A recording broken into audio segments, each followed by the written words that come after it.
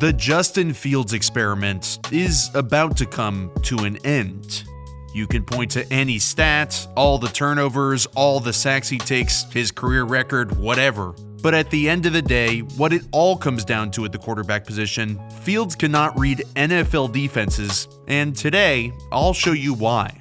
Yes, there are schematic issues, which we'll dive into later in the episode, but when Fields drops back, he is not seeing what he needs to consistently complete passes. He has simply produced some of the ugliest film I have ever studied. To put it succinctly, he has a severe lack of vision and a severe lack of timing.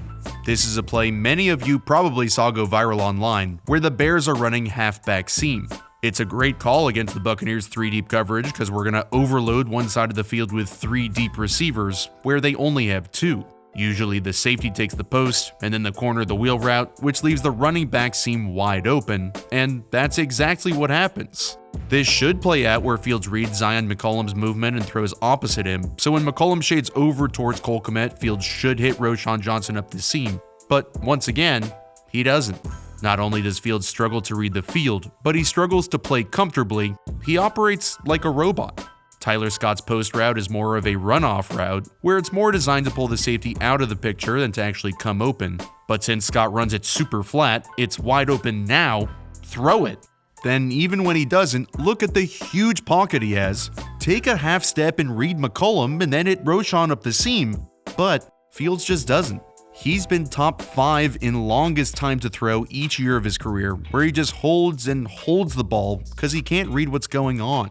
On film, it's clear he doesn't have the natural feel for the position, where his timing is off, either too fast or too slow, which makes him miss a boatload of open receivers. Here is this sail concept, which consists of 3 routes that attack one side of the field. There's a deep route, it's a go or post or something that usually isn't in the progression, you're just running off the cornerback. And then there's a sail route, which is like an intermediate deep out, and a check down route underneath. We can see Fields showing one of his biggest struggles, reading the leverage of the defenders in the down. Leverage is where the defender is positioned in relation to the receiver, and so against an out-breaking route, outside leverage is gonna be harder to beat. He locks his eyes on Darnell Mooney, who pre-snap doesn't have the advantage on the sail route with Christian Eisen leveraged outside of him. As the play starts, Fields hasn't taken his eyes off Mooney for a second. Mooney just doesn't look like he's gonna win. He ends up doing an impressive job though of fighting through the outside leverage and actually coming open, but Fields doesn't throw to him anyway. This is kind of insane to not throw this after he stared him down the entire time, plus the fact that DJ Moore comes wide open backside. Good quarterbacks are able to read one side of the field, then come back and hit a route breaking into their vision, which is hard, but this is the freaking NFL after all. Well, Fields is light years away from that. A crucial part to playing the position is route elimination, which demonstrates good vision and timing. I'll explain exactly what that means in just a sec, but before I do, I want to shout out this season's sponsor, PrizePicks. PrizePicks is a daily fantasy sports app where you can pick any player, sport, any day of the week. If you know something's going to happen, you can win big money. PrizePicks gives you a projection where you can put money down on more or less than that number. To play, you choose 2 to 6 players and select whether or not they beat that projection.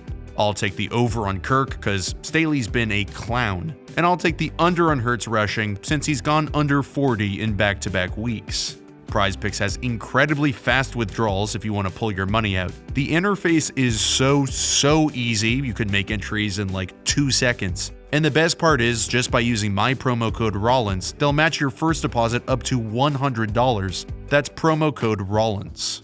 When really studying Fields' film, it's clear that route elimination is one of his biggest issues. He'll hang on one route for way too long, which doesn't allow him to progress to the other receivers coming open, which is a big reason why his time to throw is so dang high.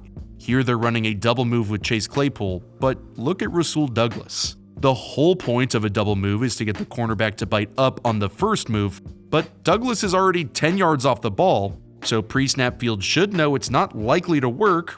Although it is possible, he'll probably have to go elsewhere. When he's still dropping back, Claypool chops down on his double move, but look at Rasul. Can anybody be less fooled? His hips are already flipped, opened up ready to fly deep to protect over the top, so this route is dead, kaput. Fields needs to eliminate this route right now. This should be the very latest he does. He has both DJ Moore and Kmet come open if he does get off Claypool. He should already be getting through the rest of his progression and finding one of them open, but he just forgoes his second and third read completely and dumps the ball off to the running back. You can see his eyes trained on Claypool, and right here is when Douglas has his hips flipped, showing Fields there's no way in hell he's getting beat deep. But look how long Fields continues to stare it down. Route elimination is key to finding the open man. The earlier you can detect a route won't work based on the coverage, the leverage, the pre-snap or post-snap alignment of the defense, the better your chance to successfully get to your second and third read, which Fields struggles to do. On 3rd and 10, they have Claypool running this spray out at 10 yards and have Tyler Scott running a corner. With McCollum sitting right at 10 yards, once again, this isn't very likely to work. Fields knows against cover 3 zone McCollum has a deep third responsibility, so we'll have to honor anything deep. So Claypool selling vertical is critical, but when the play starts and Fields has his eyes trained on him, look at McCollum's leverage. He's not threatened at all. His feet are flat, he's ready to drive, his hips are pointed forward. You want him to have his hips flipped like we saw with Rasul Douglas. Well, McCollum is ready to go. Fields predetermines the throw. He has decent ball placement, but because the pre-snap read was bad, because he didn't eliminate this route like he should have when he read McCollum's leverage, he doesn't get to progress to his next read, in a clean pocket mind you, and hit Scott on his second read coming open. Man coverage, he's bad, because he can't read leverage or determine if or when a player is going to come open. And zone coverage, he's brutal, because he's staring down these guys, which leads the defense right to the ball. The Bears are running a Mills concept, which is actually a good call against this coverage. It's designed to attack the strong safety, where if he drives on the dig route, Fields can throw the post, and if he sits back on the post, Fields can throw the dig right under his nose. The only problem is, in zone coverage, everybody is reading the quarterback's eyes, and Fields hasn't shown any ability to manipulate defenders out of windows, so the Packers take this back for 6. You can see his eyes barely move at all here, which makes it incredibly easy for Quay Walker to just sit in zone, read his eyes because this whole thing takes forever, and then break on the ball as he leads him right to it. I did tease that we talk a little bit more about how the scheme has let Fields down, and despite his issues on this play, the scheme, it's almost just as bad. Watch Cole Kmet here. Typically, when you want to attack certain defenders in zone, you have to put an underneath route under them to give them multiple things they have to account for. We're trying to throw a dig behind the 2 linebackers here. Why the hell is Kmet running to the flat?